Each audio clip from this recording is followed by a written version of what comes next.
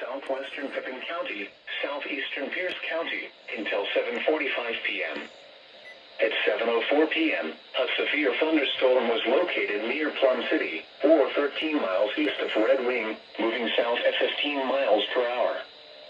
Expected hazards include quarter-size hail. This is a radar-indicated threat.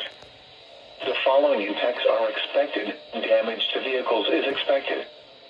Locations impacted include Stockholm and Pipin. For your protection, move to an interior room on the lowest floor of a building. Repeating, a severe thunderstorm warning has been issued until 7:45 p.m. for the following counties in Wisconsin: Pipin and Pierce.